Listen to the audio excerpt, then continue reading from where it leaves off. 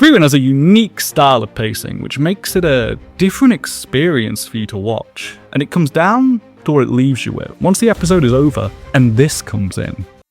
Yeah, there's a feeling to the credits thanks to how Frieren's pacing is different. And that's what I want to talk about today, how Frieren does cliffhangers differently and what that means. Though most shonens prefer to leave you on a note of aura farming or hype, or generally something gripping with tension, so you'll come back and watch next week. Frieren prefers to go out on a moment of emotional closure. Basically, there's very few cliffhangers. In both seasons, the stories just kind of end. The characters walk off down a road, that's the ending, that's it. There's no need for a major cliffhanger in most of Frieren. And that means something. The feeling that it leaves you on might be why it works so well. Okay, so in some of these episodes there is a more straightforward cliffhanger. Okay, yeah. The bigger story arcs use a more traditional format, but there's surprisingly few of them. There's only a couple out of the whole show. I went back through the whole of Frieren to date and some other contemporary shonens to compare, and what I found was that while I might not have noticed the first time around, there was something that felt different about Frieren's endings. And looking back, I think it's why certain arcs sat the way that they did when I watched them. Something subconscious about the calming pacing. It leaves you with a different emotion than just tension or just wow. Like you'd have with an aura farming ending. It fundamentally changes the way you experience the story.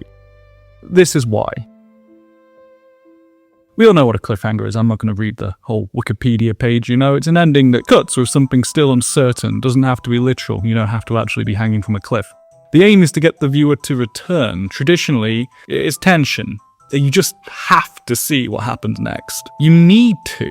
Back in the old days, you had to tune in at 8 PM next Tuesday to see if planet Namek did explode, and it turned out it'd loop back to the beginning anyway. You see, the big must-see where this goes cliffhangers. They're battle shonen bread and butter. It's a key part of the pacing. You leave it on a cliffhanger that sells something to the viewer. A moment of excitement, of tension, something to bring them back. And that's how you experience the story, the ending moment having that pull to get you back next week. Dominating thoughts about how an episode has gone. For Frieren, that moment can be, look, she grabbed an apple. It's often a different kind of cliffhanger, an emotional resolution, something that I think makes the pacing refreshing in a landscape that's increasingly dominated by fast-paced, high retention-focused styles of storytelling. Modern streaming platforms have got cliffhangers or sometimes clickbait endings, down to a science, obsessively trying to keep people watching for a longer session. At the loss of storytelling a lot of the time, but provided you click next episode, the job is done.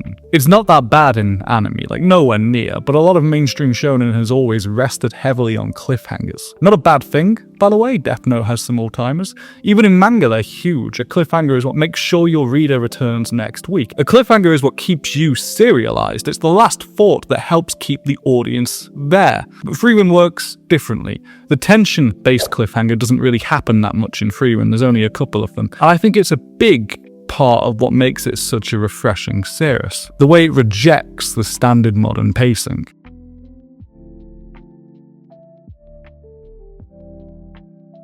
For the bulk of Frieren, it doesn't matter as much if you're on the edge of your seat waiting for next week.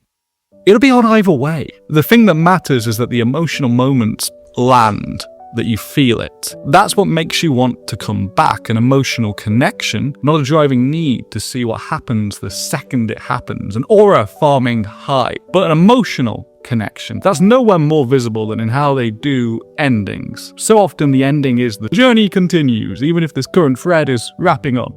There isn't a driving force onwards. A lot of the time, there isn't a huge driving forward force in Frieren's journey as a whole. The meditative pace is a big part of what I love about this series, and a lot of it can just be about wandering around, doing nothing much. It's almost by definition less tense, since it's a journey they've done before. The stakes are emotional, the pacing is less frantic than most shonen, more introspective, which begins with that first cliffhanger. It ends on a pan of the original journey, and Frieren setting out on a new one, which is a mission statement. It's what the show will be. I find the anime's version particularly striking as it cuts away the score and we hear the forest noises as Frieren contemplates then and now. It juxtaposes the romantic score of the past and that heroic journey with the real present of just standing to walk down a road. It cuts very quickly. We get the lingering as Frieren is reminiscing. That's the sentimentality. But in the present, she's sharp and not particularly ceremonial about setting out. It's a statement about the two journeys and what this series will be, which includes a distinct lack of driving tension. The more exciting part is in the past. It's included, but the cliffhanger is focused on the smaller and more personal stakes of her present. It could have cut just slightly earlier on a big mystery, or slightly later as the travels have started and there's some tension as to immediate resolution of something. But no, they chose to cut here. An emotional moment, not a hyperactive, let's go, it's urgent, we have to get there. Imagine if Lord of the Rings, the journey got off like that. You have my sword. And you have my bow. I think it's perfect to set the tone for the rest of the first season. It is very hard to argue that this is a traditional shonen cliffhanger. It doesn't give you a driving need to follow the story. It doesn't make any big promises about plot, like how I became the world's greatest hero. No, its big promise is the brief character moment as Frieren thinks over the past journey. It makes an emotional promise to you. Then there's a lot of endings which are just a moment that catches you. Not really a resolution or tease for what's next, just something, we get in the next episode, these two looking at each other after revealing Stark's strength. It's an emotional moment, but it's not tense. I'm not worried Stark is going to turn the axe on her or something. It's just there. And after that, we get what will become the most common Frieren cliffhanger. Everybody heading out onto the open road. Look, if Frieren cliffhangers were a song, they'd be a terrible rascal flats one. Frieren just loves wandering away from the camera as it pans upwards. We get this as the story ends so many times.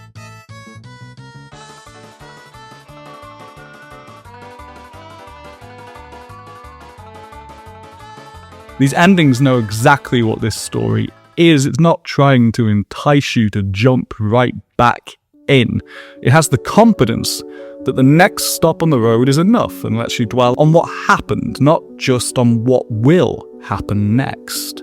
Now, there are some cliffhangers, I'm sure you remember them, where it is a little more actual tension, closer to the standard shonen fare, like the bigger story-based arcs.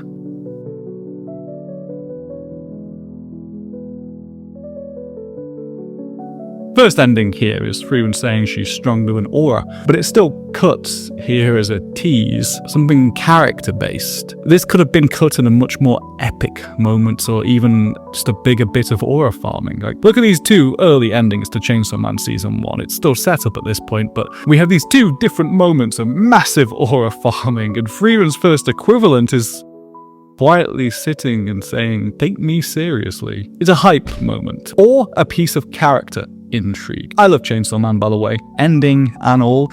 It's not a negative comparison, but I think it's notable that even when kicking off its first big stakes arc, Frieren is depicted like this. Comparatively, it's quite a difference. I remember when this was first going out, and I think the Aura arc especially was one of those I can't wait to see what happens next kind of things, edge of my seat moments, and fitting the episode 8 is the most traditional cliffhanger we've had.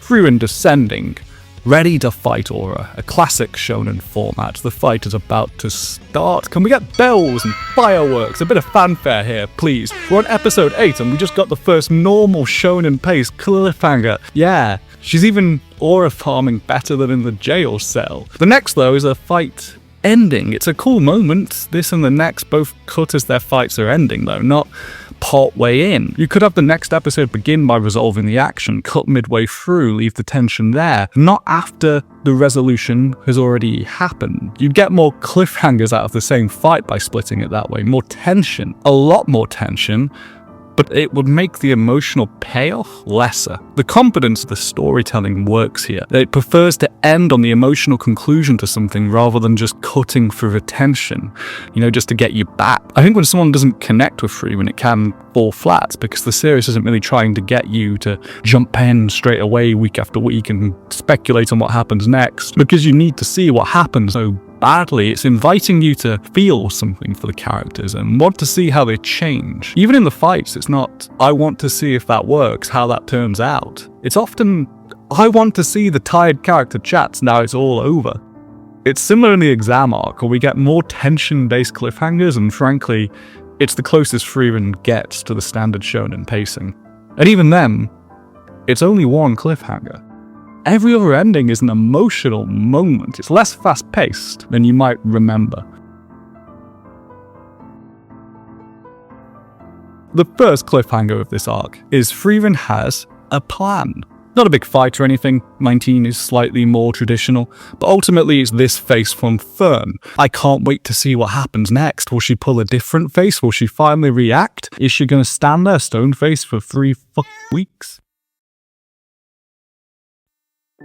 So in the first test, the only real big, flashy cliffhanger is Frieren v Denken. In the second, the most notable for what we're talking about is episode 23, a villain reveal. Let's bang a gong or something again. It's only our second traditional cliffhanger. They did it! I think it's notable that here is where a lot of opinion over the first season kind of peaks too. That the most shonen-style fight against Dark Frieren has the most traditional pacing. But it's not a permanent change. Even the episode after, we end on a tease about Fern's confidence, not the fight starting. Finally though, this arc does give us the first of only 2 mid-fight cliffhangers we've ever seen in Frieren. Out of nearly 40 episodes, there'll probably be more in season 3, but I think it's notable how much these more traditionally paced cliffhangers are memorable. I think taking the emotional approach more often allows these moments to carry more weight with the viewer. There's a subconscious importance that you put on it. I kind of remember how I felt in between seeing this and the resolution, which I don't think I would if it was every week. The constant tension endings, they can leave you keen to watch the next episode as soon as possible, and not really remember much beyond that hook. When most episodes end with you dwelling on an emotional moment, having the occasional big hype ending, it'll feel a little heavier. It's why you need those travelling arcs first. Whereas look at something like Dandadan. I mean, I love that series, and partially for its breakneck pace. But I think every episode of that ending with something crazy happening gives it this non-stop feeling. When it finally did slow down, it's only once a non-stop arc has earned it. It's kind of got the opposite of Frieren, where it slows down every once in a while to remind you just how fast you've been going. Whereas Frieren often ends with a pause, with time to think, sometimes for quite a while before anything big is going to happen again. Even Frieren's lightest endings could have been completely different if you moved a single line.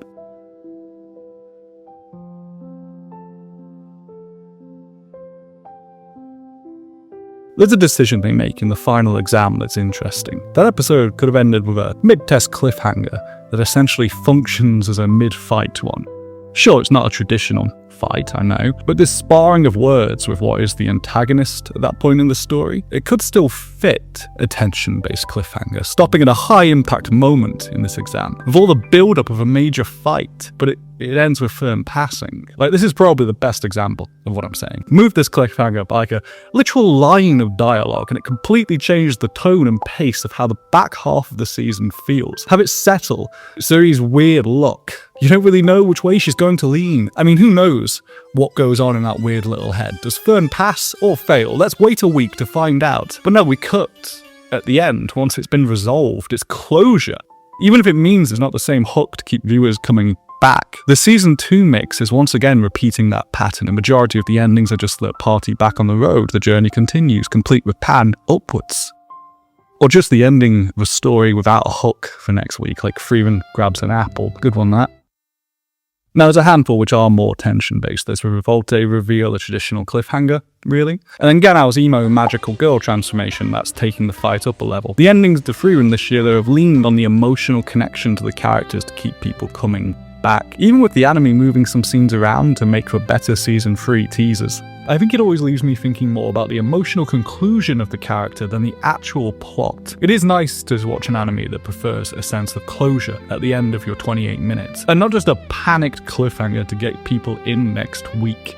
It might be part of why some people have problems with Frieren's pace, but I find it refreshing. The main thing that pulls the audience back to Frieren is the emotional connection. There's a confidence to assume an audience will tune in next week, even as the camera is panning up while they walk down the road to end an episode again. That shot is the key to Frieren. That's why they do it 12 times. Imagine another shonen repeating an ending that many times for like 37% of its episodes. I think the peaceful cliffhangers is why Frieren is such a special show. I think I'd rather have an emotional connection to a character than just get clickbaited or aura farmed at the end of every episode that never goes anywhere or makes you feel anything. Hey, I've been completely alone. Thanks for watching. So if you want to see more. Alright, cheers.